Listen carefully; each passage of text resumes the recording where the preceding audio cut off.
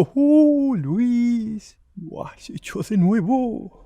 El pueblo te amará.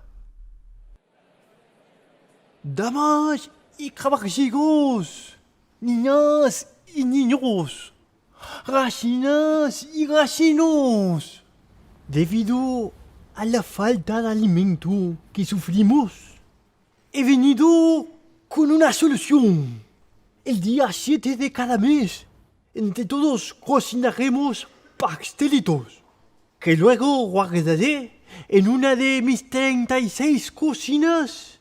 Y de esta forma, ya no tendrán que preocuparse por mí, por su rey, ya que tendré provisiones por si se llega a terminar el alimento de este reino.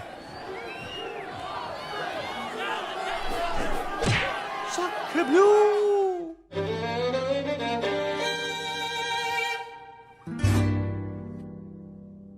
Mientras España implementaba las reformas borbónicas en sus colonias americanas, en el resto del mundo estaban sucediendo ciertos procesos que serán revolucionarios para la historia de la humanidad y que traerán importantes cambios a la vida del virreinato. Vamos a alejarnos un poquitito de América para investigar qué es lo que estaba pasando. En Europa, muchos pensadores, científicos, filósofos y políticos comenzaban a pensar que la razón era la forma adecuada para entender y explicar las verdades del mundo. Sostenían que se debía dejar de lado las creencias religiosas y las supersticiones. Este periodo es conocido como Ilustración o Siglo de las Luces, ya que es la razón la que iba a sacar a la sociedad de la oscuridad de la ignorancia. Una de las obras más representativas de esta época fue la Enciclopedia. Este libro, que tomó mucho trabajo e investigación, tenía como objetivo explicar todo el conocimiento y los conceptos de las artes y las ciencias. Volvamos por un momento al continente americano. No, un poquito más al norte. Ahí, muy bien. El norte del continente americano no había sido colonizado por los españoles, sino por los ingleses, los mismos que traían productos de contrabando al virreinato. Los británicos habían fundado 13 colonias en la costa del Océano Atlántico, que respondían al rey de Gran Bretaña de la misma forma que las otras zonas de América obedecían al rey de España. Sin embargo, en 1776, los habitantes de estas 13 colonias declararon su independencia de Gran Bretaña y se proclamaron estados libres.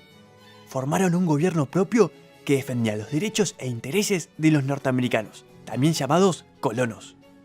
Lo que motivó esta separación fue el malestar que había en los residentes de las colonias por algunas decisiones que había tomado la monarquía británica, como la implementación de nuevos impuestos que consideraban injustos ya que no tenían en cuenta los intereses de los colonos. Como era de esperarse, el rey inglés no estuvo de acuerdo con la decisión de los norteamericanos. Es así que comienza una guerra que durará 8 años. Finalmente, Inglaterra es derrotada y tuvo que reconocer la independencia de las colonias. Los colonos redactaron una constitución, es decir, un documento donde se organizaba la forma de gobierno y se establecían los derechos y obligaciones básicas de las personas, ahora consideradas ciudadanos. ¡Hola! Francia, hogar de la Torre Eiffel. Aunque en aquel entonces esta construcción no existía. Hacia finales del siglo XVIII, Francia, al igual que sus vecinos, era una monarquía absoluta, es decir, que el rey concentraba todo el poder y no lo compartía con nadie. Pero muy pronto esto iba a cambiar. Francia estaba pasando por un momento muy duro, la economía andaba muy mal y el pueblo pasaba hambre. Esta situación difícil provocó que la población se rebelara contra la monarquía. En 1789, los campesinos, los artesanos y la burguesía se levantaron en contra de la nobleza, saquearon castillos, quemaron títulos nobiliarios e incluso tomaron una fortaleza real llamada la Bastilla. Ese mismo año, los franceses declararon los derechos del hombre y el ciudadano. Su lema era libertad, igualdad y fraternidad. Libertad ante el Estado, igualdad ante la ley y fraternidad entre todo el pueblo que conformaba una nueva nación. Al igual que las 13 colonias en Norteamérica, se dictó una constitución que limitaba el poder de la corona. Esto no le gustó mucho al rey francés de aquel momento, llamado Luis XVI, quien decidió exiliarse a otro reino.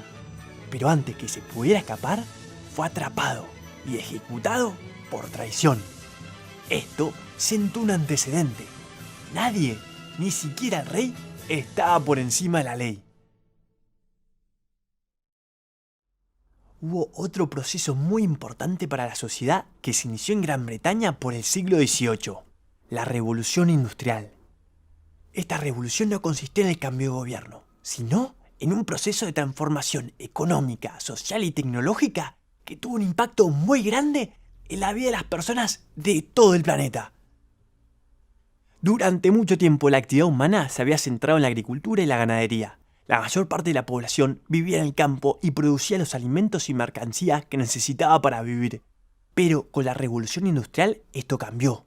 Se inventaron diferentes máquinas que permitieron aumentar la producción de productos elaborados enormemente.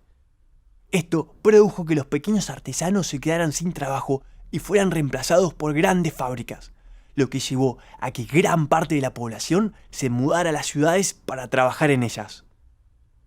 Estos procesos generaron cambios profundos en la sociedad europea, pero pronto se extendieron al resto del mundo, y serán las primeras chispas para encender las revoluciones en Sudamérica.